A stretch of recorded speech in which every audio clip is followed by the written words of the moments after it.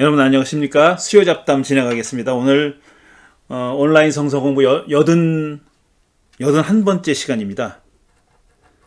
81번째 시간이고 지난 석주에 이어서 오늘 구약 성서는 어떤 책이며 왜 그 책을 읽어야 할까? 네 번째 시간이 되겠습니다. 지난주에 이제 구약 성서 39권의 각 책의 내용을 간단하게 요약해서 소개하겠다고 말씀드렸죠. 그러나 그 책의 내용을 다 제가 설명하려는 건 아니고 그 책이 어떤 목적으로 어떤 신학적인 설득을 하기 위해서 기록했느냐, 후대 사람들에게 말하자면 설명하고 설득하는 책이거든요.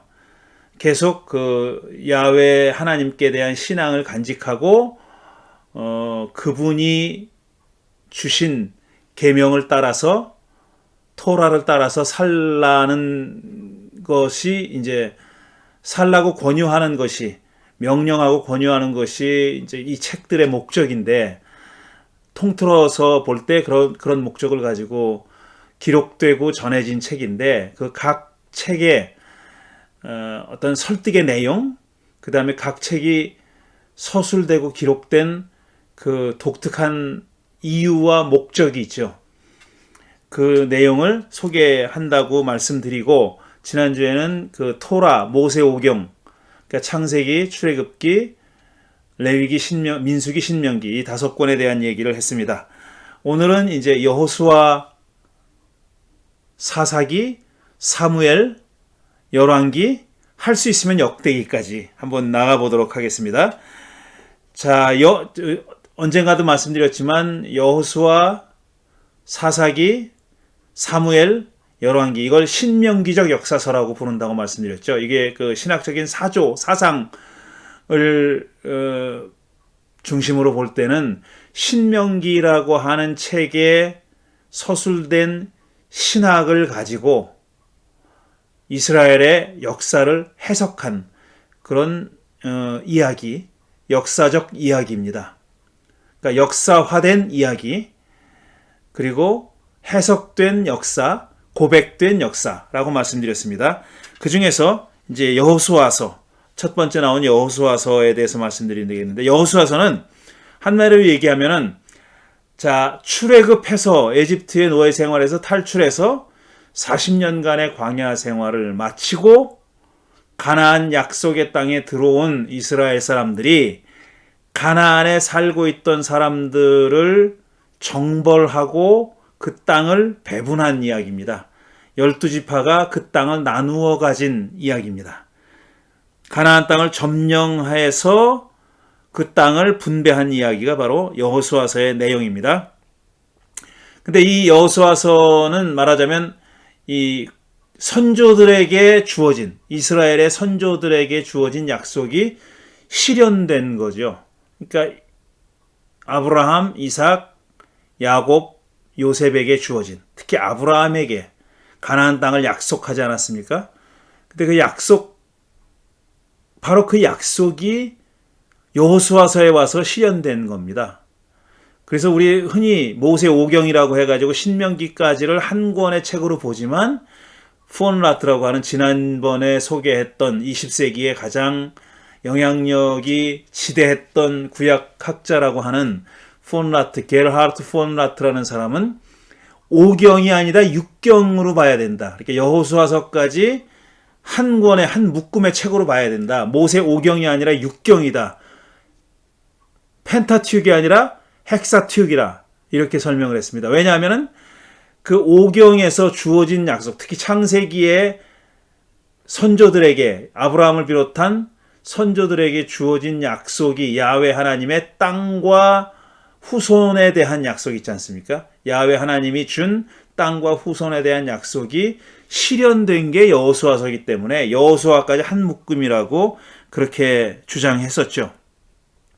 근데 여호수아서는 그 앞부분에 나오는 점령의 이야기, 특히 여리고성 점령한 이야기, 그 다음에 아이성에서는 실패를 맛봤지만 그 이후에 이어지는 여리고성의 점령을 비롯해가지고 그 정복해서 땅을 차지하고 성을 무너뜨리고 한 이야기들이 주는 인상이 워낙 강합니다. 특별히 여리고성을 점령했다는 이야기, 여리고성 점령에 관한 이야기 보면은 이스라엘 사람들은 그 칼이나 창을 두고 전쟁하지 않았습니다. 그게 야훼의 전쟁이라고 해서 거룩한 전쟁이라고 해가지고 이스라엘 사람들이 실제로 전투를 한 게 아니라 야훼 하나님이 몸소 적들과 싸워서 적들을 물리치고 전멸시킨 그런 전쟁의 이야기란 말이에요. 그걸 이제 야훼의 전쟁 혹은 거룩한 전쟁이라고 부릅니다. 그리고 그런 전쟁의 경우에는 적을 몰살시키기로 되어 있습니다. 그러니까 군인들만 죽이는 것이 아니라 쉽게 말하면 숨쉬는 모든 것을 다 죽이라는 겁니다. 멸절하라는 겁니다. 어린아이 여자들을 포함해가지고 짐승까지도. 그러니까 전리품을 취할 수가 없어요. 포로를 잡아다가 종을 삼을 수도 없고 짐승들을 가축들을 잡아다가 전리품으로 취할 수도 없고 어떤 그 물건들을 전리품으로 취할 수가 없어요. 다 태워버리든지 죽이든지 해야 되는 겁니다. 이거를 헤렘이라고 하죠. 헤렘. 멸절입니다. 절멸. 완전히 annihilation 하는 겁니다. 이게 여리고성에서는 그런 일이 이루어졌고 또 아이성 전투에서 실패한 것이 그 헤렘의 법칙을 따르지 않았기 때문에 실패했다는 거죠. 아간이라는 자가 전리품의 일부를 빼돌렸다가 나중에 들통나서 그 죽죠. 죽임을 당하잖아요. 이 두 이야기에서 받은 인상이 강하기 때문에 이 여호수아서가 전하고 있는 모든 전투, 그러니까 가나안 땅을 차지하기 위해서 가나안의 그 원주민들과 벌였던 모든 전투는 그런 식으로 생각하는데 같은 방식으로 이루어졌을 거라고 생각하는데 사실은 그렇지 않습니다. 그렇지 않고요. 이스라엘 백성들은 가만히 있고 야훼가 다 싸워준 것도 아니고 이스라엘 사람들도 싸웠고 그 다음에 이긴 것도 많지만 진 것도 있고요. 실패한 것도 있고 그 다음에 가나안 사람들을 다 멸절하라는 명령을 받았지만 그렇게 하지 못했다는 서술도 나옵니다. 그러니까 여호수아서라는 것은 실제로 가나안 땅을 차지했을 때 이스라엘 백성들이 차지했을 때 실제로 벌어졌던 일들을 있는 그대로 리포트한 그런 기록이 아니라 아이디얼라이즈 한 겁니다. 가나안 땅을 차지할 때는 이스라엘 사람들이 싸운 게 아니라 야훼 하나님이 싸웠단 말이야. 싸웠다는 거 하고 그 다음에 멸절하라는 명령이 그대로 시행됐다라는 어떤 이상화된 서술, 이상적인 서술, 아이디얼라이즈된 서술이라고 봐야 된다는 거죠. 그러니까 역사적 사실에 대한 기록이라기보다는 어떤 신학적인 고백 아니면 주장 아니면 이념적인 이데올로기적인 어떤 주장이라고 봐야 되는 거죠. 이데올로기라 그러면은 사람들이 다 거짓말 가짜 뭐 이런 식으로 생각하니까 제가 말씀드리는 이데올로기는 그런 뜻이 아니라 어떤 이념을 얘기하는 겁니다. 어떤 그 주장.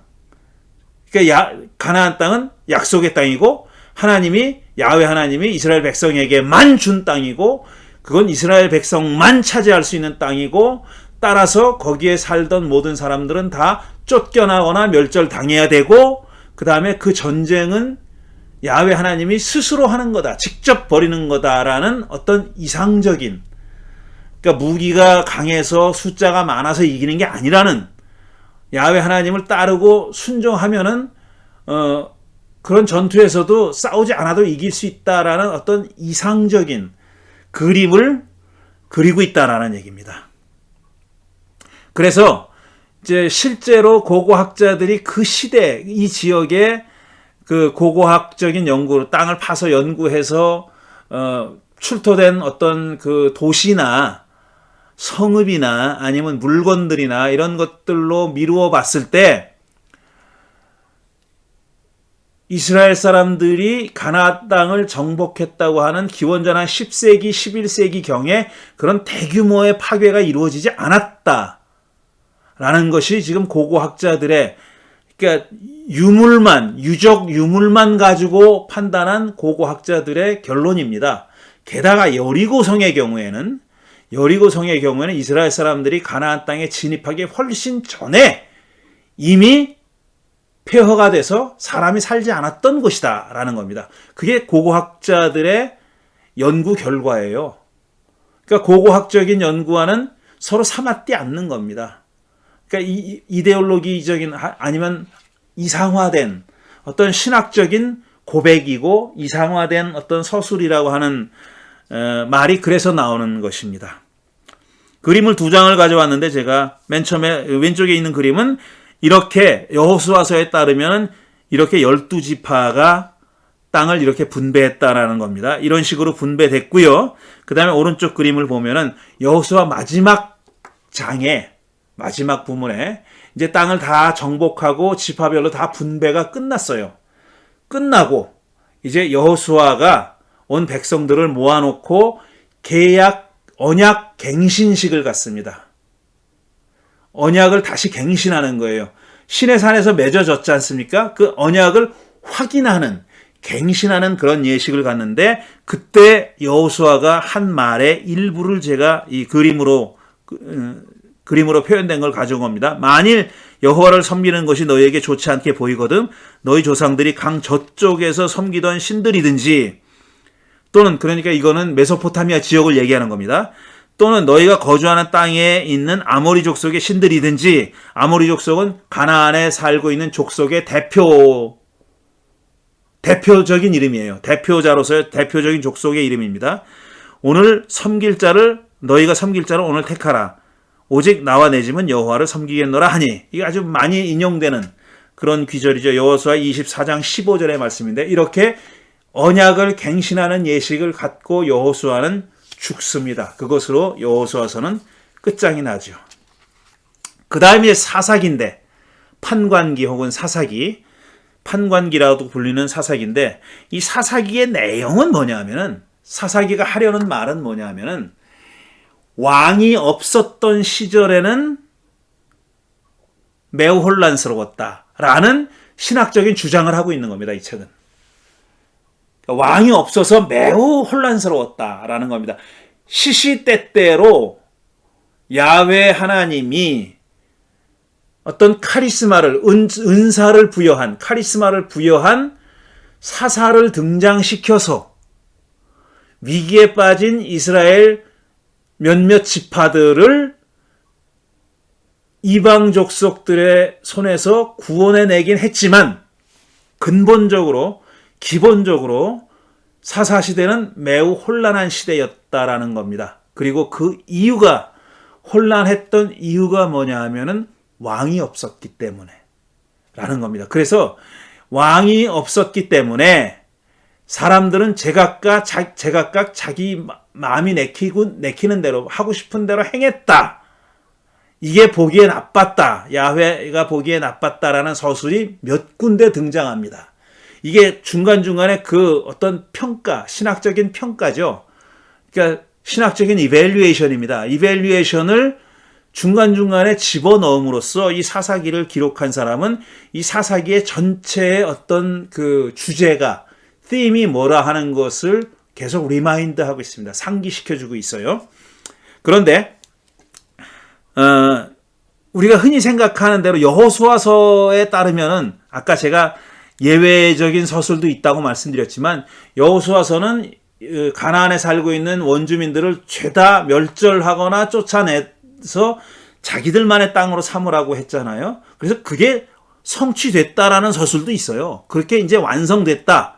그리고 땅의 분배도 다 끝났다. 완성됐다라는 서술도 있는데 이미 여호수아 안에 다 내쫓지 못했다라는 말도 있어요. 그런데 사사기에는 아주 노골적으로 그들을 부역군으로 부렸다.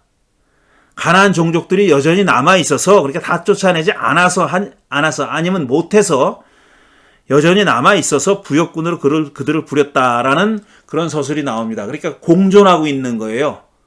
지금 이스라엘이 가나안 족속들과 공존하고 있고 따라서 이스라엘의 문제는 근본적인 문제는 그들과의 공존에 있는 겁니다. 가나안 족속들과 separation 되지 않고 지난주에 제가 레위기 얘기하면서 separation, holiness 이런 얘기를 했잖아요.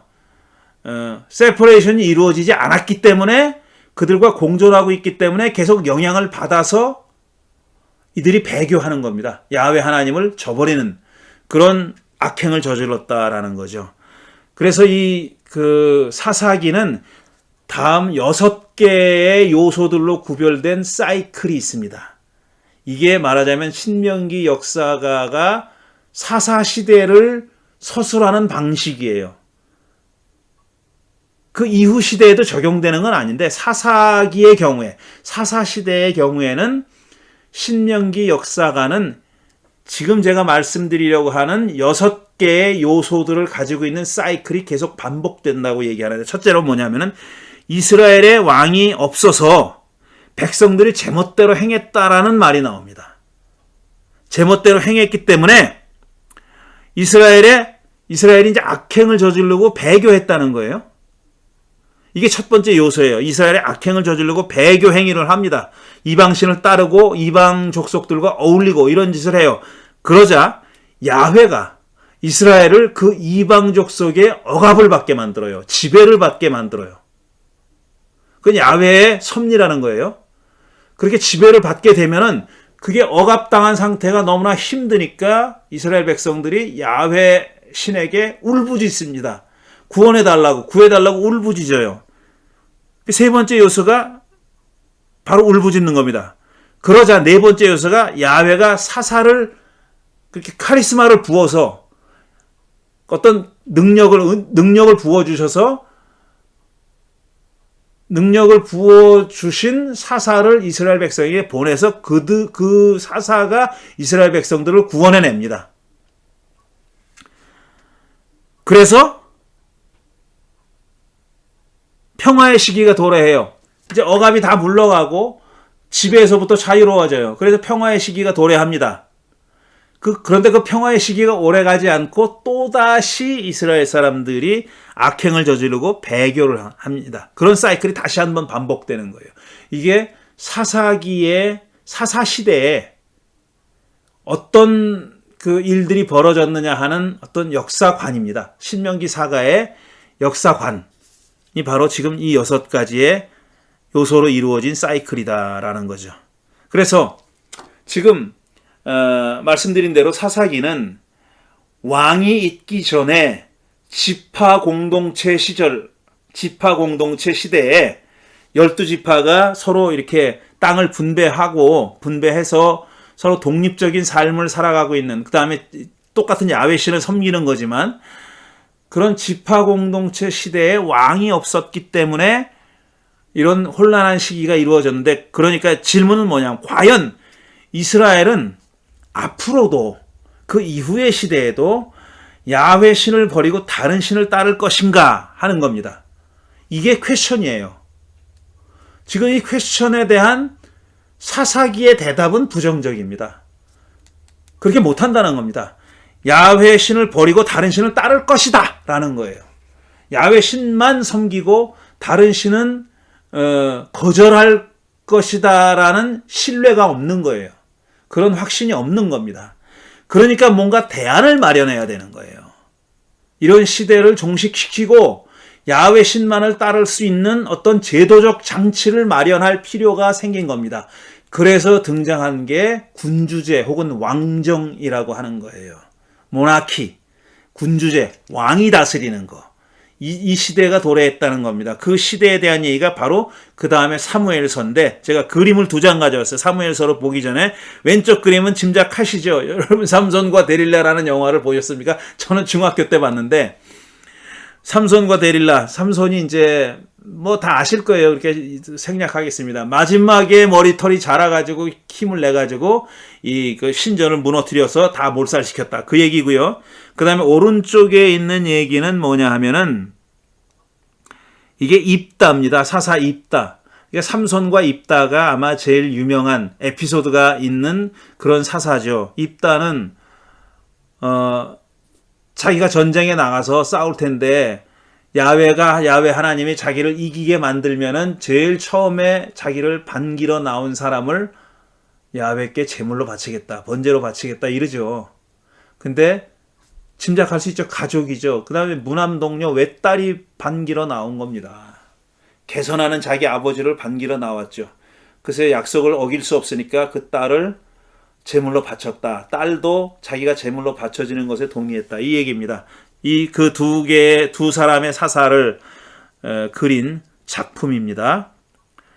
그런 게 사사기고요. 이 사사기도 여호수아도 마찬가지지만 사사기도 여러분이 꼭 한번 읽어보실 필요가 있습니다. 그리고 생각이 났네. 지난번에 제가 지금 드리는 얘기, 성서의 각 책이 어떤 목적을 가지고, 어떤 의도를 가지고, 어떤 내용을 독자들을 설득하려고, 어떤 내용에 대해서 독자들을 설득하려고 서술했다는 것을 중심으로 간략하게 소개하겠다고 말씀드리면서 계속 직접 여러분이 성서를 읽는 게 필요하고 중요하다라는 말씀을 드렸죠. 그러나 성서만 읽어서는 그 내용을 잘 이해하기 힘드니까 성서를 해설하는 책을 읽었으면 좋겠다라고 하면서 가장 지루하지 않게 그나마 재미있게 서술된 책이 버나드 앤더슨의 구약성서의 이해라고 말씀드렸습니다. 그런데 제가 찾아보니까 안타깝게도 이 구약성서의 이해는 다 절판됐더라고요. 몇 가지의 그 번역본이 있던데 제가 가지고 있는 건 80년대 아마 중반이나 초반에 나왔던 그 카톨릭 출판사에서 나온 3권짜리 책인데, 버나드 앤더슨은 개신교 학자인데 카톨릭에서 책을 냈더라고요. 내용이 좋으니까. 그래서 저는 그 책을 읽고 참 많은 걸 배웠어요. 제가 초창기에 구약 성서에 관심을 갖게 된 계기가 된 책 중에 하나가 바로 그 책입니다. 구약 성서의 이해를 읽고 많은 걸 배웠는데, 그 다음에 몇 가지 두 가지 정도의 판본이 또 나온 것 같아요. 번역자가 다르고 출판사가 다른. 그런데 지금 찾아보니까 다 절판됐다고 돼 있더라고요. 안타깝습니다. 영어 책은 있어요. 영어 책은 중고 서점에 가면 많이 파는데 영어 책까지 읽으실 것 같지는 않고요. 읽으실 분은 이제 아마존에 가면 수도 없이 많이 있습니다. 아주 싸게 살 수 있습니다. 살 때 4판을 사세요. 저는 2판과 4판을 가지고 있는데, 영어책 2판과 4판을 가지고 있는데 내용이 좀 다르다고 하네요. 제가 비교해 가면서 읽어보진 않았기 때문에 잘 모르겠습니다. 자, 그 다음에 이제 사무엘서. 사무엘서는 뭐냐 하면은, 이 사무엘서는 내용은 이거예요. 사사 시대에서 군주제 시대로 어떻게 넘어갔느냐 하는 것을 설명하는 그런 이야기입니다. 제가 역사라는 말을 굳이 안 쓰고 자꾸 이야기라는 말을 쓰는 이유는 지난주부터 계속 말씀드리는데, 이게 우리가 현대인이 생각하는 역사책이 아닙니다. 구약성서는 어떤 객관적으로 일어난 일을, 가능한 한 객관적으로 벌어진 일을 전하려고 하는 목적을 가지고 있지 않아요.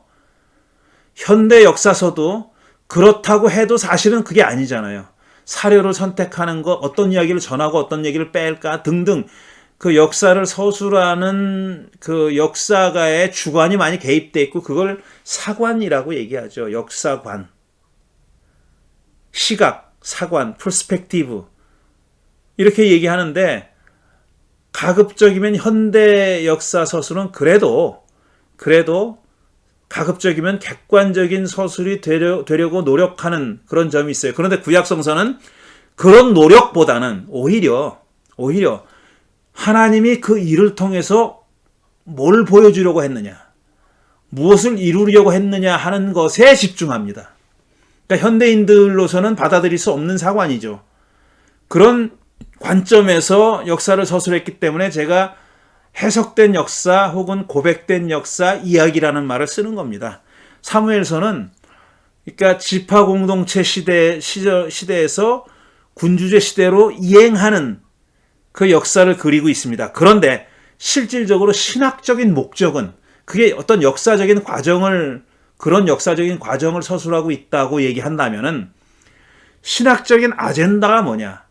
사무엘서의 신학적인 아젠다는 왜 다윗이 사울을 이어서 왕이 되었느냐 하는 것을 설명하는, 설득하는, 합리화하는, 조금 강한 말이죠. 합리화하는 그런 책입니다. 그러니까 왕이 계승할 자격이 없는, 아니면 밀리는, 있다 하더라도 밀리는 다윗이 사울의 왕권을 이어받았느냐 하는 겁니다. 그러니까 부적격자가, 말하자면 자격이 없는 사람이, 계승권자가 아닌 사람이 인 다윗이 왜 사울을 이어서 이스라엘의 왕이 됐느냐 하는 것을 서술하는 거예요. 이렇게 얘기하면 굉장히 정치적이고 정략적인 의도라고 생각하지만, 물론 사무엘서에는 거기에 하나님의 야훼 신의 의도가 게재되어 있다고 설명합니다. 서술합니다. 그런 책이 바로 사무엘서고, 그리고 사무엘서 마지막에 가면은 그 왕권은, 그러니까 다윗의 왕권은 왜 다른 아들이 아니라 굳이 솔로몬에게 이어졌느냐, 솔로몬이 이어받았느냐 하는 것에 대한 설명, 설득, 합리화이기도 합니다. 이게 맨 마지막 부분에 나오는 것이죠. 그래서 철저하게 초점은 다윗에게 맞춰져 있어요. 다윗 위주로 서술된 이야기입니다. 제가 창세기를 얘기할 때, 창세기가 삼라만상의 창조, 우주의 창조를 말하고 인류의 역사에 대해서 얘기하지만 사실은 이스라엘이라는 종족의 기원에 관한 얘기다라는 말씀을 드렸잖아요. 그것과 비슷하게 여기도 사무엘, 사울, 등장인물이 많아요. 등장인물이 많지만 초점은 누구에게 있느냐 하면은 다윗에게 있어요. 다윗은 이새의 여러 아들 중에 막둥이였어요. 그러니까 존재가 미미했던 사람이에요. 그런데 그 다윗이, 그리고 사울과는 아무런 그 혈연 관계도 없는, 나중에 사위가 되긴 했지만 사울에게는 출중한 아들이 있었습니다. 요나단이라고 하는 아들이 있었어요. 그러니까 자연의 순리에 따르면, 그 다음에 그 당시에 그 문화권에서 왕위가 계승됐던 순서에 따르면 요나단이 계승하는 것이 자연스럽고 그게 일종의 철칙 같은 거였는데, 왜 요나단이 아니라 다윗이 그걸 계승했느냐라는 것을 설명하는, 설득하는 그런 이야기입니다. 그래서 여기 이제 처음에 각 개인의, 두 개인들의 어떤 인터랙션, 관계에 대해서 계속 서술하는데, 처음에는 사무엘과 사울이 등장하죠. 사무엘이 탄생한 이야기가 나와요. 그 한나라고 하는 여자가 불임이었는데 어떻게 해가지고 낳았다 이거죠. 낳아서 사무엘이 이제 성전에 바쳐집니다. 실로에 제사장이 있는, 엘리 제사장이 있는 실로의 성전에 바쳐지죠. 성소에. 그런 사무엘이 이제 지도자가 되잖아요. 엘리의 뒤를 이어서 제사장이자 사사이자 예언자이자 다 합니다. 여러 가지 역할을 다 하는 그런 지도자가 됐는데, 그때까지는 이스라엘이 지파 공동체 체제를 유지하고 있었던 겁니다. 왕이 없었으니까. 그런데 백성들이 왕을 원해요. 백성들이 왕을 달라 그럽니다. 표면에 드러난 이유는 뭐냐면 블레셋이 자꾸 쳐들어오니까 자기들을 이끌고 나가서 전투에서 승리할 지도자가 필요하다라는 이유를 내세우면서, 쟤네들도 왕이 있고 쟤네들도 왕이 있고 다 왕이 있어가지고 전쟁을 잘하는데 우리는 이거 뭡니까? 오합지졸입니다. 본래는 야훼께서 신이 전쟁을 하셔야 되는데 그 전에 블레셋과 싸워가지고 만방으로 깨지잖아요. 그리고 법궤를 가지고 나갔다가 뺏기잖아요. 실패한 겁니다. 그러니까 그 얘기는 뭐냐면 지파 공동체가 스스로를 방어할 힘이 없다는 것이 확인된 겁니다. 그게 백성들이 왕을 원하는 거예요. 그런데 사무엘은 지파 공동체의 리더입니다. 그 공동체를 유지하는 것이 자기에게는 훨씬 유리하죠. 만약 왕을 세워서 왕에게로 많은 권한이, 권력이 이양되면 자기 권한이 줄어드는 거잖아요. 이건 인간적인 생각이고 누구나 다 그렇게 하는 겁니다. 그런 현실이 그때도 있었다라고 우리가 얼마든지 추측할 수 있는 거고요. 그리고 우리가 가지고 있는 사무엘서 기록만 봐도 그런 일종의 갈등이 존재하고 있다는 것을 충분히 우리가 유추해낼 수 있습니다.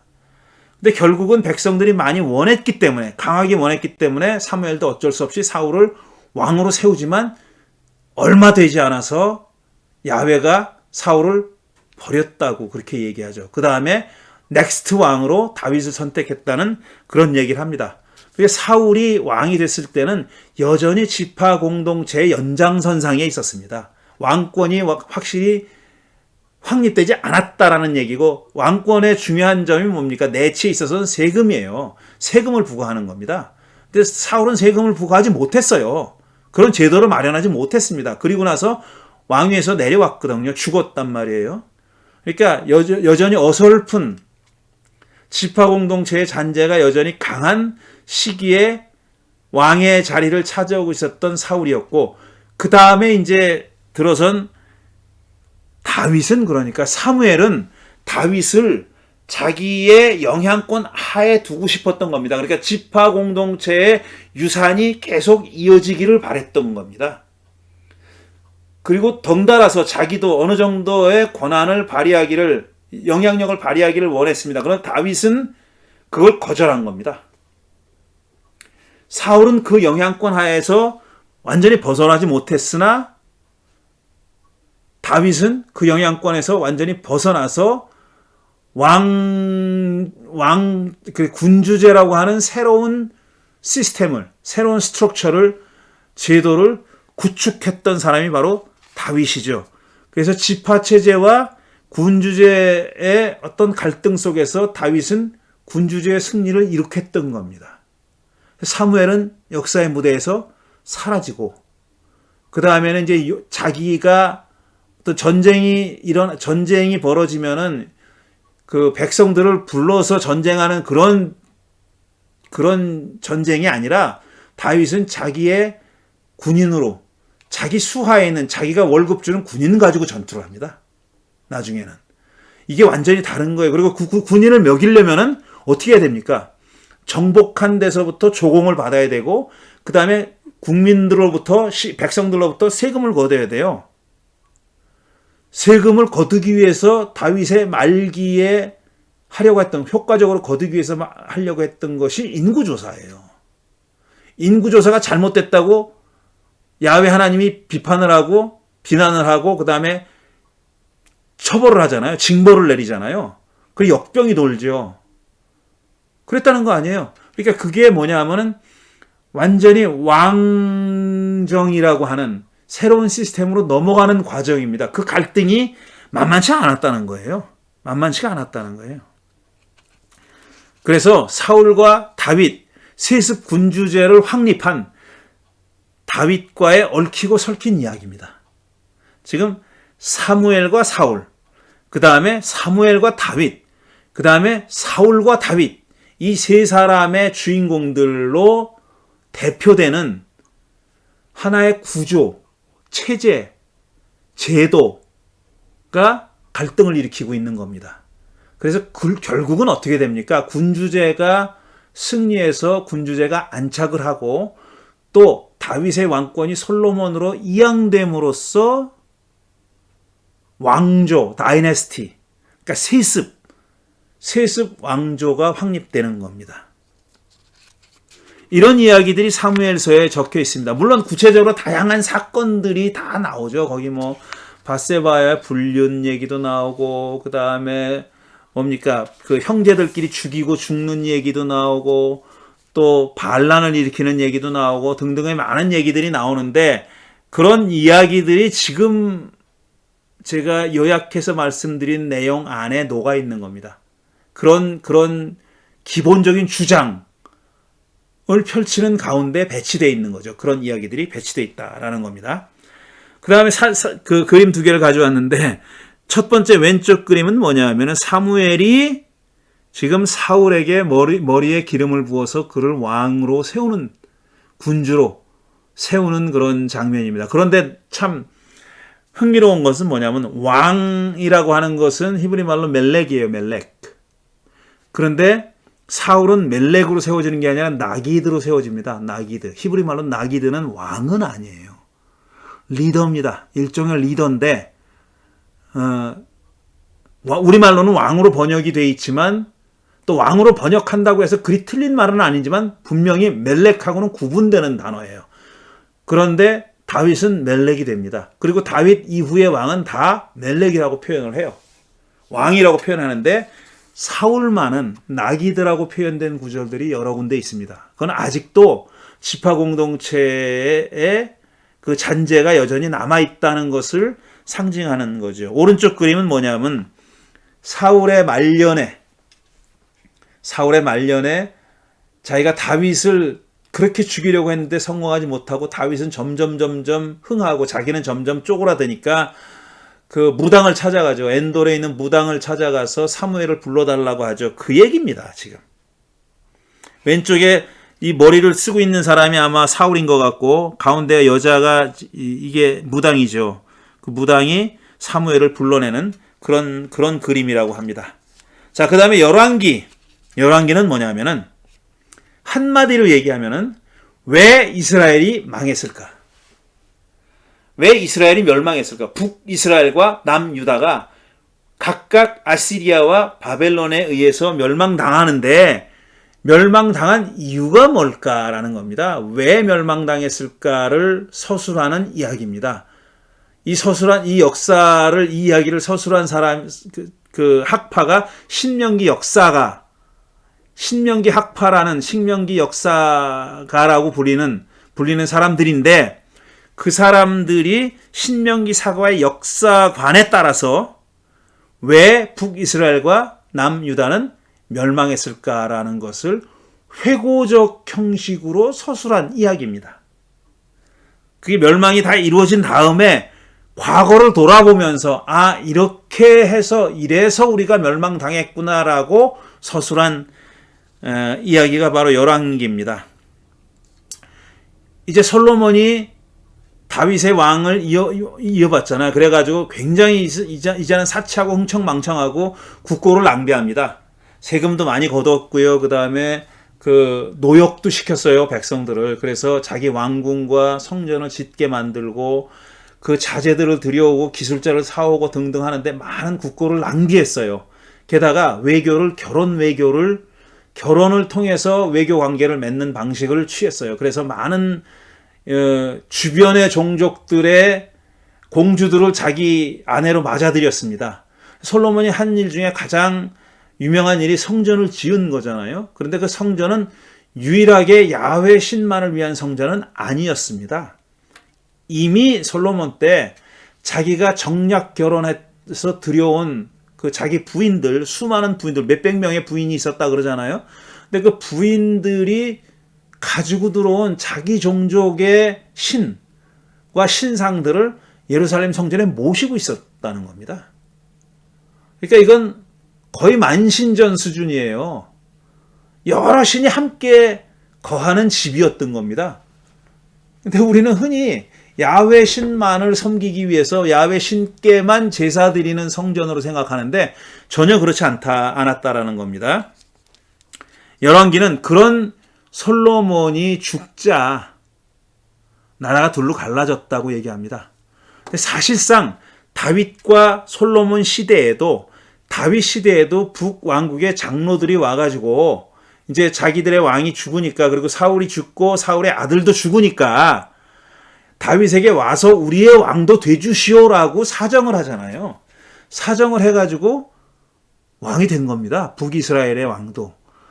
그러니까 우리가 가지고 있는 성경에는 그 12지파, 북왕국에 속하는 10지파와 남왕국에 속하는 2지파가 서로 형제라고 그렇게 서술하고 있지만 굉장히 성격은 다른 지파였었습니다.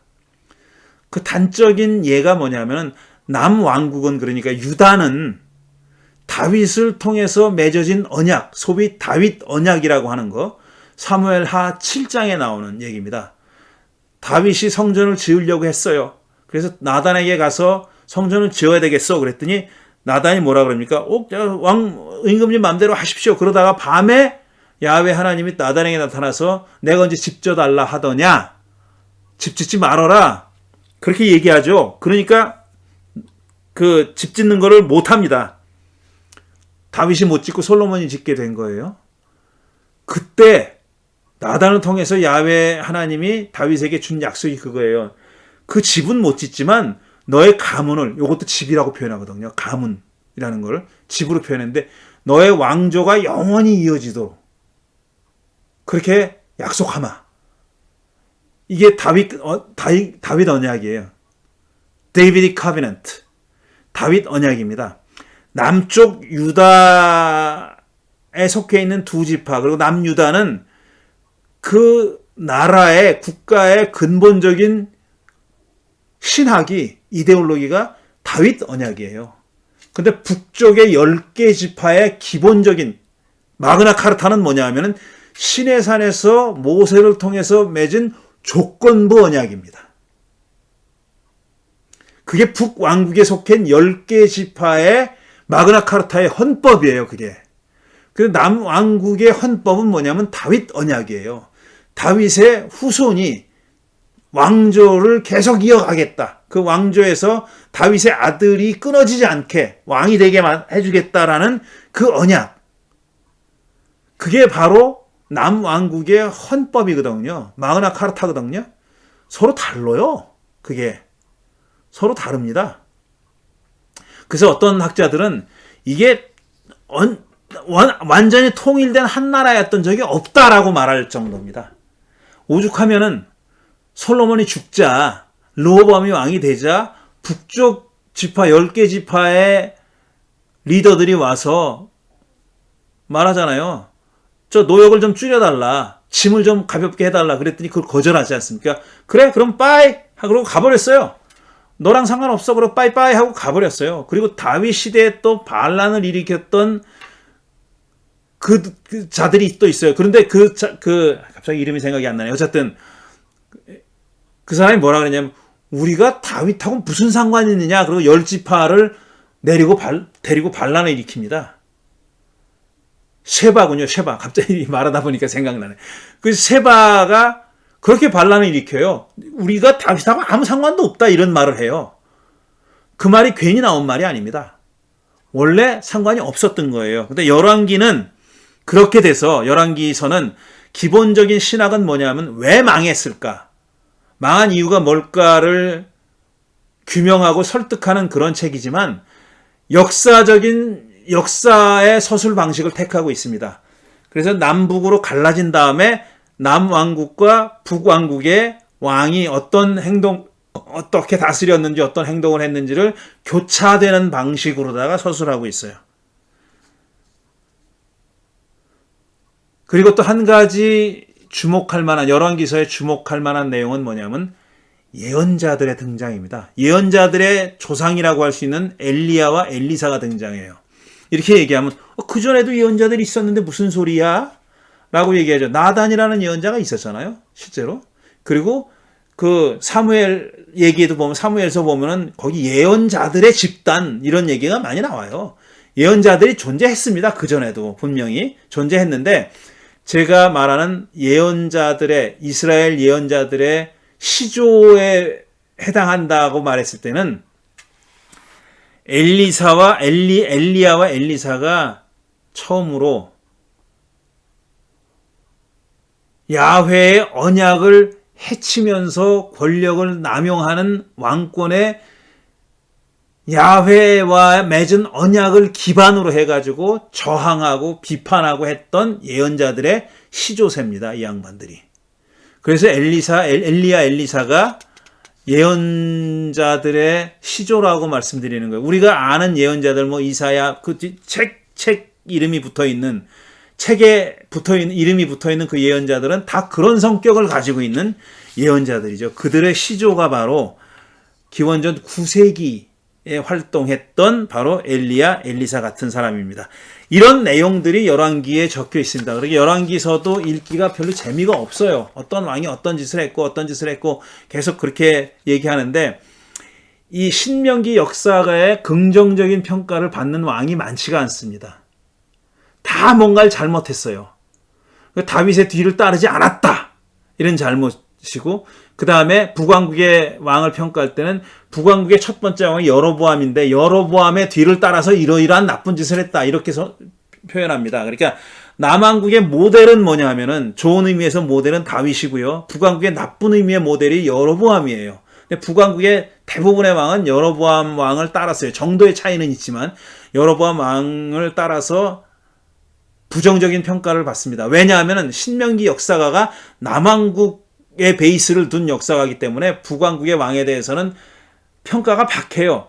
그리고 그럼 남왕국의 왕에 대해서는 평가가 좋으냐? 그렇지 않습니다. 남왕국의 왕에 대해서도 긍정적인 평가를 받은 왕은 많지 않아요. 대표적인 인물이 히스기야와 요시야입니다. 히스기야와 요시야가 거의 90점, 100점에 해당하는 평가를 받아요. 긍정적인 평가를 받아요. 그것도 표현이 다윗 왕이 걸어갔던 길을 걸어갔다. 이런 식으로 평가를 합니다. 그래서 그림을 좀 설명드리면은 처음에 지금 올려있는 그림이 바로 아기를 뒤로 이제 안고 둘로 가르려고 하는 거죠. 솔로몬의 재판이라는 얘기입니다. 어떤 창녀가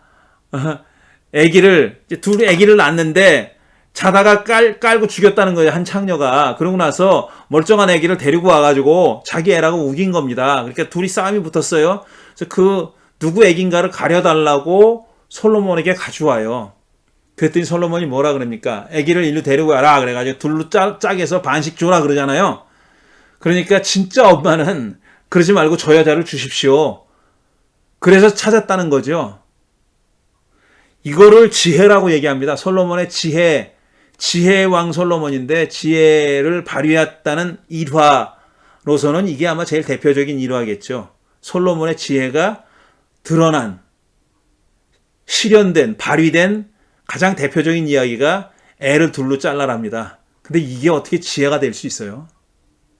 이런 잔인한 처사를 내린 사람이 어떻게 지혜가 될 수 있을 거며, 그 다음에 또 이 이야기는 사실상 솔로몬으로 인해서 나라가 두 쪽으로 갈라졌다는 역사적 사실에 대한 메타포죠. 은유죠. 그런 뜻에서 이거를 그 지혜의 어떤 표현이라고 얘기하면 안 되는 겁니다. 그 내용을 그린 그림이고, 두 번째 그림은 이제 엘리야가 바알과 아세라 예언자 400명, 450명과 대결했던 갈멜산의 대결을 그린 그림입니다. 뭐 설명을 하지 않겠습니다. 자, 여기까지가 신명기 사가의 역사서입니다. 신명기 역사서라고 부르는 겁니다. Deuteronomistic History라고 불리는 그 대목이고요. 그 다음에 히브리 성서, 유대교의 성서에 의하면 전기 예언서죠. 여호수아, 사사기, 사무엘, 열왕기. 그런데 비슷한 시기 혹은 그 이후의 시대를 기록한 역사서로 볼 수 있는, 그래서 개신교 성서에서는 역사서로 구분되어 있는 책이 또 있습니다. 그게 뭐냐면 에스라, 느헤미야, 그 다음에 역대기입니다. 역대기 상하로 있으니까 에스라, 느헤미야, 역대, 상하 해가지고 4권의 책이죠. 그 4권의 책은 흔히 얘기해서 아마도 같은 저자 그룹에서 기록한 책일 것이다, 이렇게 생각합니다. 왜 그러냐면 신학이 비슷해요. 에스라, 느헤미야는 처음에는 한 권의 책이었을 거라고 짐작을 해요. 그러다가 둘로 나눠진 거고, 그 다음에 역대기도 에스라, 느헤미야와 같은 신학을 가지고 있습니다. 그 신학은 뭐냐 하면은, 한마디로 얘기하면은 바벨론 포로기가 끝나고 귀환을 합니다. 고레스, 사이러스라고 하는 페르시아의 황제가 귀환 명령을 내리잖아요. 그래가지고 포로로 잡혀갔던 사람 중에 일부가 돌아옵니다. 그러니까 포로로 잡혀가기도 이스라엘 백성, 남유다의 백성들의 일부만, 소위 말해서 지도층 인사들만 포로로 잡아갔다 그랬어요. 나머지는 그 땅에, 가나안 땅에 살고 있었습니다. 그런데 마치 그 땅이 존재하지 않는 것처럼, 그 땅에 사람이 없는 것처럼 그렇게 그 땅에 대한 얘기가 거의 없어요. 있다면 에레미야, 애가 정도가 그렇습니다. 근데 애가가 역사 소설이라기보다는 애가잖아요. 그야말로 단장을 끊어내는 듯한 그런 노래잖아요. 유다가 멸망한 다음에 창자가 끊어지는 듯이 그 당한 파멸을 슬퍼하며 애통하는 노래가 바로 애가입니다. 거기는 시예요. 포이트리예요. 포이트리. 시고 어떤 그 내러티브가 스토리가 아니거든요. 근데 그 포로로 잡혀간 이후에 귀환할 때까지의 역사에 대한 기록이 별로 없어요. 귀환이 551년인가에 있었거든요. 그러니까 한 30년, 40년간의 이야기가 거의 없어요. 그리고 나서 에스라 느헤미야는 뭐냐면은 귀환 명령이 떨어진 이후의 이야기입니다. 그리고 역대기는 훨씬 그 이전부터 역사를 기록해 아담부터 나오거든요. 물론 족보의 형태지만, 그리고 많은 부분이 그 열왕기의 역사와 오버랩됩니다. 그러니까 사무엘 열왕기와 같은 시기, 비슷한 시기의 역사예요. 같은 시기의 역사를 기록했고, 그리고 학자들은 이 역대기를 쓴 사람은 열왕기서를 알고 있었을 것이다. 그러니까 문서의 형태로 알고 있었는지 어쨌는지 모르지만 열왕기서에 기록된 내용들을 알고 있었을 것이다라는 것이 정설입니다. 그런데 그 역사를 다시 해석한 겁니다. 다시 서술하고 다시 해석한 거예요.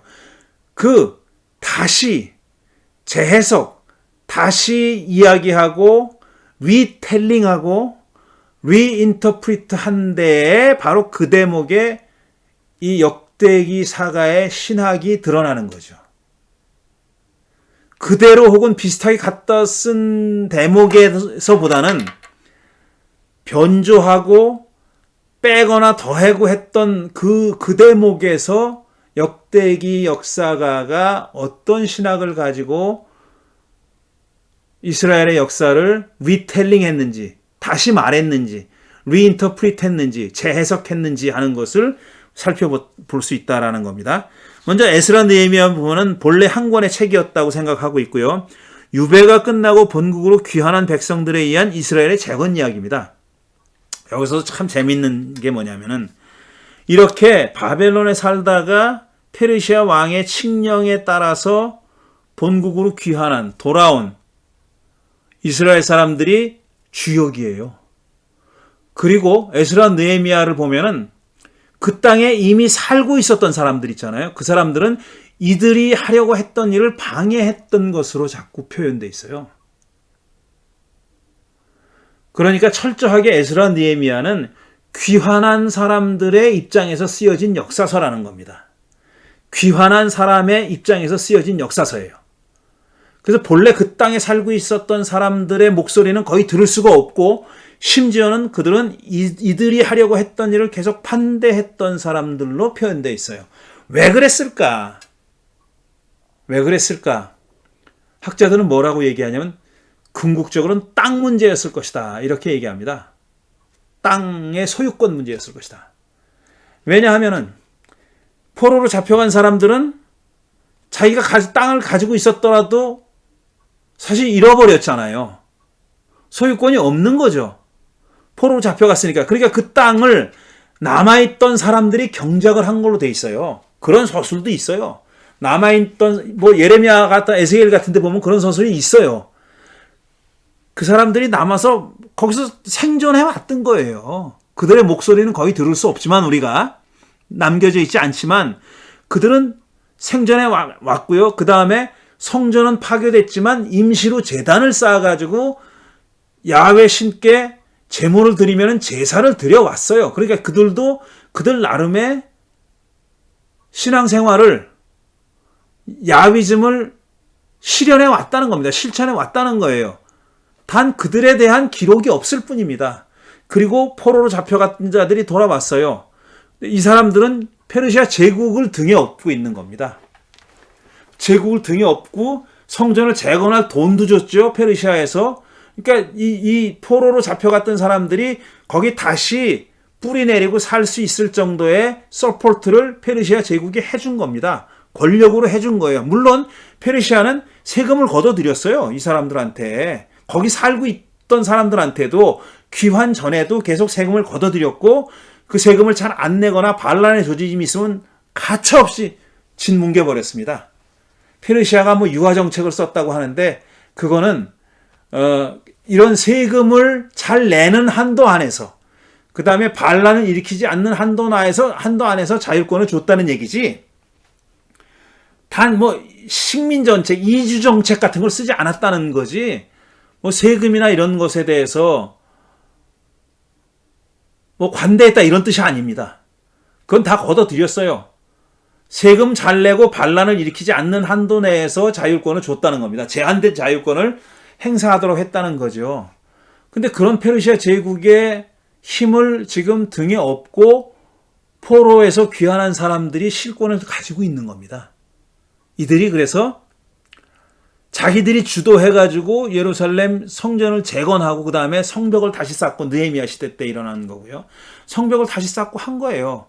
그리고 거기 살던 사람들은, 본래 그 고향에 살던 사람들은 마치 이들을 반대한 것처럼 그렇게 서술돼 있고, 그 다음에 에스라 느헤미야가 와가지고 한 가장 중요한 일들 중에 중요하게 이 에스라 느헤미야가 서술하는 게 뭐냐면 통혼을 취소한 거예요. 그러니까 이제 가나안 땅에 남아있던 사람들은 자기들끼리만 결혼한 게 아니라 그 주위의 사람들하고 결혼하면 살았다는 겁니다. 그게 야훼 신앙에 어긋난다고 주장했어요. 누가? 포로에서 돌아온 사람들이. 그걸 주장했어요. 그걸 주장하면서 심지어는 갈라서게 만들었어요. 결혼한 사람들도 다 갈라서라고 명령해버렸어요. 근데 통혼 금지입니다. 그리고 통혼을 해소한 거예요. 그렇게 믹스드 메리지 한 것을 다 무효하는 그런 시책을 했다는 거예요. 그런데 생각해 보십시오. 그럼 이 사람들은 바벨론의 포로로 잡혀가가지고 통혼을 안 했을까? 천만의 말씀이요.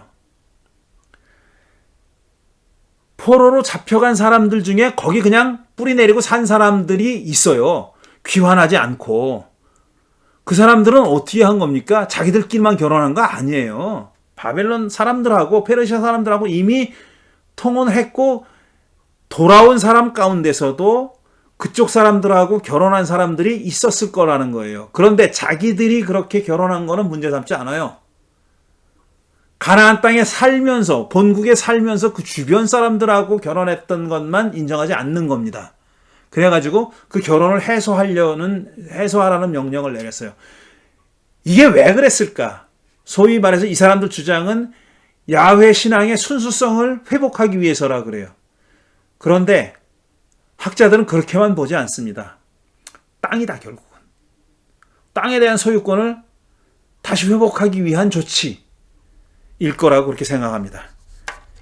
이게 에스라 느헤미야라는 것은 그러니까 어떻게 재건을 했느냐 하는 스토리인데, 결국은 뭐냐 하면은 이들이 주장하려고 했던 것은 야훼주의 신앙의 정통성은 어디에 있느냐 하면은 포로로 갔다가 귀환한 그룹에게 있다라는 것을 말하고 있는 겁니다. 그게 에스라 느헤미야의 신학적인 주장이에요. 하나의 이데올로기 같은 거죠. 그러니까 신학과 이데올로기가 때로는 구분하기가 힘들어요. 왜냐하면 그 신학적 주장 안에는 자기 그룹의 이해를 반영하는 그런 이데올로기가 숨어 있기 때문에 그렇습니다.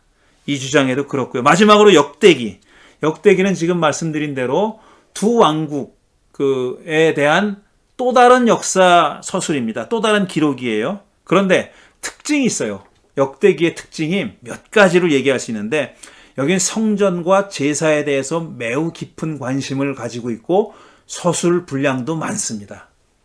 다윗이 특히 제2의 깊은 관심을 가지고 있다고 그렇게 말해요. 그 사무엘서를 보면은 다윗이 성전을 지으려고 했다가 못 지었잖아요. 야훼 하나님이 나단을 통해서 말리는 바람에 못 지었어요. 네 손에 너무 피가 많이 묻어가지고 안 된다. 그 말려서 못 지었잖아요. 그게 답니다. 성전에 관해서는. 결국 성전은 솔로몬이 짓는데, 역대기에는 다윗이 자기가 짓지도 못한 성전 제도를 완비했다고 얘기해요. 레위인 어떤 사람은 이런 일을 맡고 성가를 맡고 노래를 맡고 무슨 제사를 맡고 이런 역할 분담을, 제도를, 그러니까 성전을 관리하고 운영하는 데 필요한 제도를 다윗이 다 갖춰놨다고 얘기해요. 그러니까 다윗이 제2에 대해서 아주 깊은 관심을 가지고 있다라는 얘기를 합니다.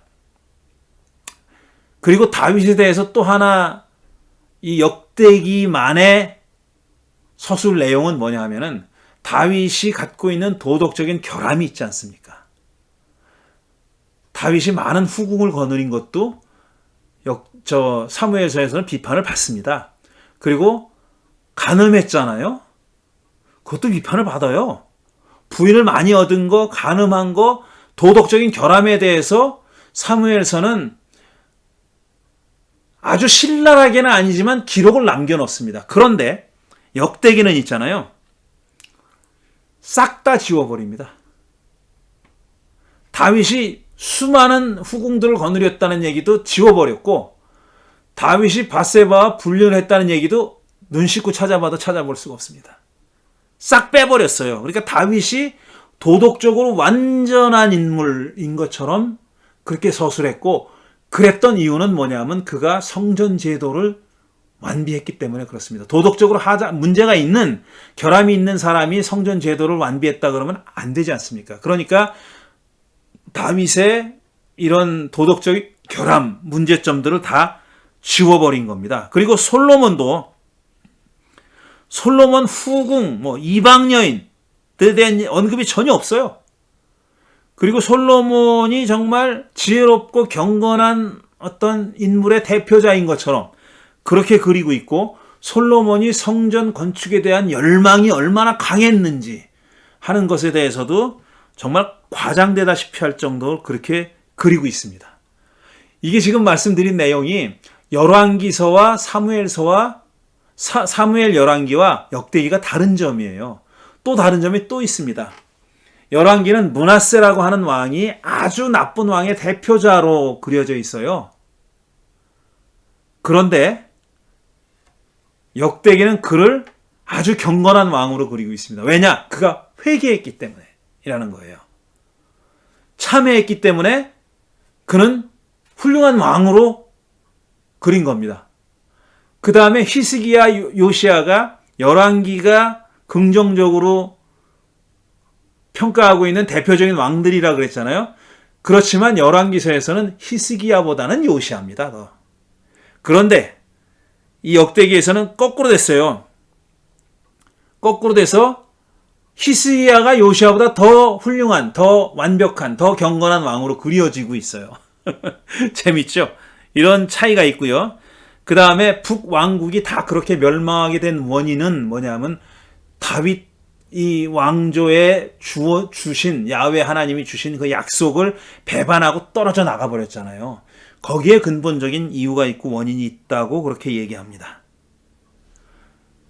이런 내용들이 역대기의 신학을 표현하고 있는 내용들입니다. 역대기의 신학은 그러니까 성전과 제사를 굉장히 중요하게 여기고 있고 그 다음에 다윗 언약에 대해서 더 강조하고 있고 사무엘과 열왕기보다 훨씬 더 강조하고 있고 다윗과 솔로몬의 어떤 그 결함을 싹 지워버렸고 이스라엘이 정치적인 공동체라는 점보다 제사 공동체라는 점을 더 강조합니다. 그게 바로 역대기가 두드러지게 표현하고 있는 역대기의 신학입니다. 저는 사실 솔직히 말씀드리면은 에스라, 느헤미야 역대기는 많이 읽거나 공부하지 않았습니다. 그것보다는 신명기적 역사서를 훨씬 많이 공부했어요. 그러니까 에스라, 느헤미야 역대기에 대해서는 제가 그렇게 많은 말씀을 드릴 정도로 그렇게 준비가 많이 돼 있지는 않지만 물론 그 기본적인 내용이 뭐고 신학이 뭐고 하는 것은 알지만 더 깊이 연구하거나 아주 깊이 읽거나 하지는 않았다는 겁니다. 그 신명기 역사서에 비하면은 그렇지만 이 역대기 역사서의 신학을 공부한 사람들도 꽤 많이 됩니다. 꽤 많이 되고 그 다음에 우리 한국에서는 아마 장일선 교수님이 한신에서 가르치신 저의 은사이기도 한 장일선 교수님이 역대기 사가의 신학을 전공하신 분이기도 하죠. 자, 여기까지 오늘은 말씀드리겠습니다. 그리고 이제 다음 주에는